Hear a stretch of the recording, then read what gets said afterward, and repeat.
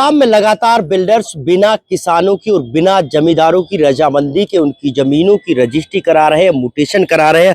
तमाम गांवों के ग्रामीण यहां पहुंचे हैं, अलग अलग गांवों के ये लोग हैं और अलग अलग इन लोगों की जमीनें हैं।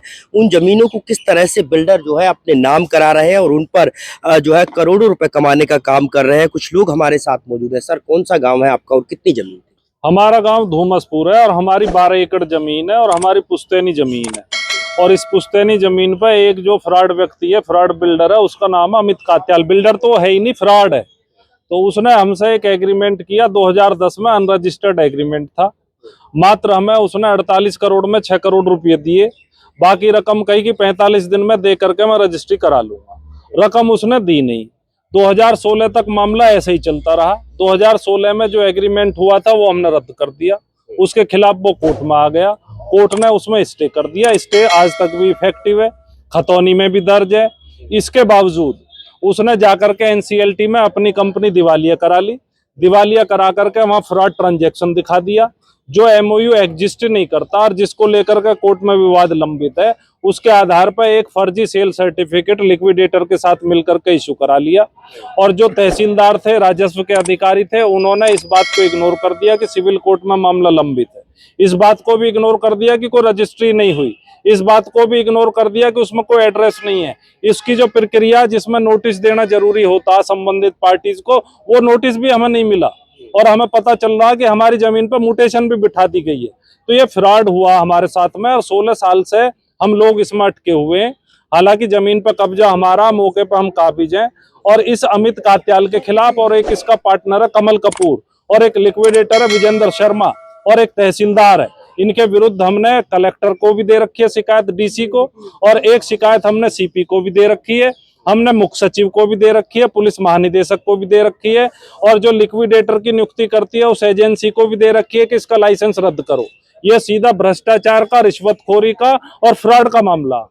तो हम ये जो मांग कर रहे हैं कि भाई इनके विरुद्ध कार्रवाई होनी चाहिए और जो संबंधित अधिकारी हैं उनके विरुद्ध कार्रवाई होनी चाहिए, उनका सस्पेंशन होना चाहिए, उनका टर्मिनेशन होना चाहिए। ठीक है।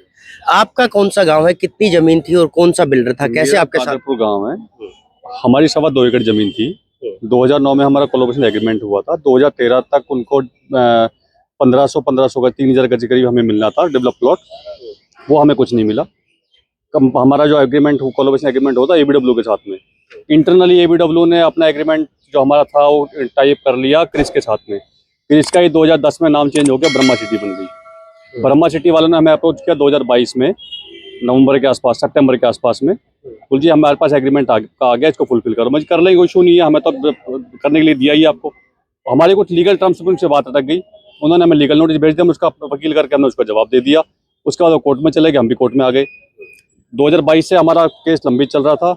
नवंबर 2025 में डेट लगी हुई थी। इसी दौरान कंपनी ने फर्जी रजिस्ट्री करा ली 22 अगस्त 2025 को। हमें किसी और डॉक्यूमेंट्स अपने निकलवाने थे किसी और काम के लिए, उसमें हमें पता लगा। उसके बाद हम कोर्ट में चले गए, हमने उस पर स्टे ले लिया। तो ये रजिस्ट्री कैसे हुई, बिना आपकी रजामंदी के, बिना आपके मौके पे पहुंचे, या फिर कौन नहीं सा? जी, मेरे फादर और ताऊ जी के नाम पे प्रॉपर्टी है। मैं मांगेराम जी का बेटा हूँ। ये हमारी तरफ से कोई एग्रीमेंट खड़ा नहीं हो, कंपनी ने अपने बंदे ही। इसकी मेरे पास एक कॉपी है, मैं आपको दिखाता हूँ। इसमें ना तो हमारे ताऊ जी खड़े हुए हैं और ना पापा खड़े हुए हैं मेरे, कोई खड़ा नहीं हुआ। कंपनी अपने बंदे खड़े किए हुए हैं और खुद से ये रजिस्ट्री करा रखी है। नायब तहसीलदार थी पहले यहाँ पे अरुणा आशीष चौहान, उसको एक दिन की स्पेशल ड्यूटी लगाई है उसके 22 अगस्त को। उस दिन 50 रजिस्ट्रियाँ हुई है, जिसमें से वो हमारी रजिस्ट्री कॉपी 10/724 की कॉपी अपने साथ में लेके चली गई थी। ये काफ़ी हम हाउल्ला हुआ है, रोड पे हम आए हैं, काफ़ी हंगामा किया है, कंप्लेंट दी है। तब हमें 17 दिन बाद कॉपी मिली है। उसके बाद हम कोर्ट में गए। आपकी रजिस्ट्री बिना कोर्ट के ऑर्डर के हुई थी? बिना कोर्ट के ऑर्डर के फर्जी हुई है टोटली। ठीक है। और भी कुछ लोग हैं, कौन सा आपका गांव है, क्या मामला था और कौन सा बिल्डर है? गाँव ये अपना नंगली गांव है और ये अमित कत्याल बिल्डर है, जो कि सारा फ्रॉड कर रखा है इन्होंने। और चलते केस में भी ये रजिस्ट्री करवा जाता है। कई मतलब बहुत से लोगों ने तो अपने बच्चों के नाम करा दी थी, वो भी बसी का नंबर तुड़वा के इन्होंने रजिस्टर करवाई। टोटल फ्रॉड कर रहे हैं अमित कत्याल। क्या अमित कत्याल ही है या फिर दूसरे बिल्डर भी है जो इस तरह का खेल कर रहे हैं? कई नाम ले रखे हैं, ब्रह्मा सिटी, अडानी, ये ब्रह्मा सिटी के नाम से कई है। तो सारे बिल्डरों का यही खेल है। कौन सा गांव है जी आपका और कितनी जमीन थी? मेरा नाम धीरज है, मैं गांव मुलावाद से हूँ। और हम 7-8 किसान हैं जो पीड़ित है। जो अभी एक प्रेस नोट हुआ है उसमें हमारे राम बाबू जी अम्बावता जी है, उन्होंने ये बताया है कि वे 220 का मामला था ये जो चला आ रहा था, जिसमें सेक्शन लगे थे, लोगों ने डर के कारण एग्रीमेंट किए थे। कुछ सेल डीड हो गई, कुछ नहीं हुई है। जिन लोगों की सेल डीड नहीं हुई है, जिनका कोई लेना देना नहीं है, मतलब एक एग्रीमेंट किया था 10% की पेमेंट देने के बाद, तो जमींदार जो है हमारे धूमसपुर से है, जो 12 एकड़ लैंड थी, बहुत बड़ा पैस था। मेरे पास अपनी 6 एकड़ लैंड है। मैंने पीछे भी 8 अप्रैल को भी एक प्रेस नोट दी थी आप मीडिया बंधु के माध्यम से। और हमारा एक कादरपुर से भाई मांगे राम जी और रामरिक जी है, अपना बुहापुर से है हर किशन जी, हरचंद जी, और अपना 2-3 किसान बादशाहपुर से है, कृष्णा यादव, देवेंद्र यादव, इन लोगों की रजिस्ट्रियाँ करा चुके हैं ये। और अभी कुछ 1-2 रजिस्ट्रियाँ बाकी है जिनको कराने की फिराक में घूम रहे हैं। अभी जैसे हमें अमित भाई ने, खटाना साहब ने, इन्होंने बताया है कि भाई इनका NCLT से लेके जो भी ये कंपनी बनाई है इन्होंने, सारी इनकी अपनी कंपनी है। अपनी एक कंपनी को दिवालिया घोषित करते हैं, दूसरी कंपनी को खड़ा करते हैं। पीछे आपके माध्यम से मैंने पहले ही बताया था कि ना किसी के पास एग्रीमेंट है, ना कोलैबोरेशन एग्रीमेंट है, ना SPA है, ना GPA है। SPA GPA भी अगर तो किसी जिम्मेदार के पास थी और वो एक्सपायर हो गया तो वो तो वैसे ही नलडवाइड हो जाती है। उसके तहत भी ये रजिस्ट्री करा रहे हैं। ना जमींदार को कुछ पैसा दिया है। उस टाइम का 220 का रेट था, आज तो 3 लाख रुपए गज में ये प्लॉट बेच रहे हैं। ना जमींदारों को प्लॉट दिया है, ना पैसा दिया है।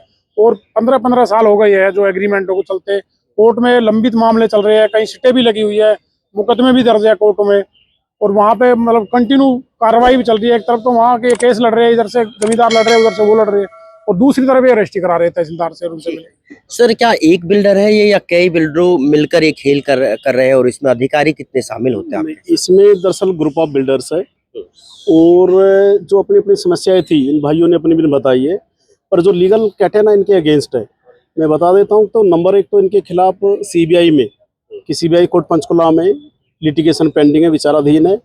इस क्रिस रियल टेक के, इस अमित कत्याल के अगेंस्ट कोर्ट में चार्जशीट दाखिल होगी थी। इसके अगेंस्ट चार्ज फ्रेम भी हो गया। चार्ज फ्रेम होने के अगेंस्ट ये हाई कोर्ट गया और स्टे ले आया कि जी मुझे बिना सुने चार्ज मेरे खिलाफ आ गया। मेरा बताना ये, मैं कहना ये चाहता हूँ कि इसी बिल्डर के अगेंस्ट और इसके साथ साथ जो और सब्सिडरी बिल्डर्स हैं, इनके सब्सिडरी कंपनीज के अगेंस्ट, एक नहीं कम से कम नहीं तो 500 इस तरह के मुकदमे हैं जिनमें फ्रॉड और PC एक्ट के अंदर इनके 420 के मुकदमे इनके खिलाफ चल रहे हैं आज भी। कुछ केस गुड़गांव कोर्ट में भी चल रहे हैं, उनका सारी डिटेल मेरे पास है। कुछ केस चंडीगढ़ हाई कोर्ट में चल रहे हैं। अब इनकी जो बेचारों की समस्याएं है, ये केवल समस्या तक तो रह जाएगी, पर इसके सॉल्यूशंस नहीं आ पा रहे कहीं से भी।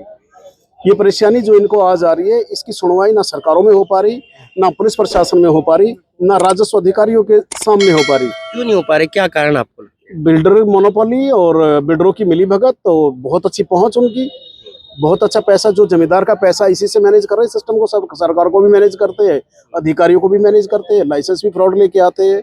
जिस 64 नंबर लाइसेंस की मैं बात बता रहा हूँ, जो CBI में इनके खिलाफ चार्जशीट हुई है, उसमें CBI ने थॉरो इन्वेस्टिगेशन के बाद ये क्लियर कर दिया कि HDR पॉलिसी का टोटली उल्लंघन हुआ है। अगर HDR पॉलिसी का उल्लंघन करके वो लाइसेंस आया है सेम 64 नंबर, तो लाइसेंस भी तो इनवैलिड हो गया। मैंने आज से करीब 4 साल पहले director town and country planning Chandigarh में एक लेटर लिख के दिया था कि जी CBI ने क्लियर मान लिया कि HDR पॉलिसी का उल्लंघन हुआ है। तो जिस डॉक्यूमेंट के तहत ये लाइसेंस लेके आया, तो लाइसेंस ही खत्म हो गया। तो मन की इस लाइसेंस को निरस्त किया जाए, वो भी अभी विचाराधीन है, उसमें भी अभी कोई संज्ञान नहीं लिया DTP कमिश्नर चंडीगढ़ ने। ठीक। तो ये थे हमारे साथ अलग अलग गांवों के ग्रामीण, जिनकी जमीनों को बिल्डर ने नियमों को ताक पर रखकर और अधिकारियों के साथ मिलकर अपने नाम करा लिया। बहरहाल अब देखना ये होगा कि आखिरकार कैसे बिल्डर्स किसानों और जमींदारों की जमीन को लूटते रहेंगे और कब तक ये लोग ऐसे ही परेशान होते रहेंगे। Neeraj Ambawata, state news, Gurugram.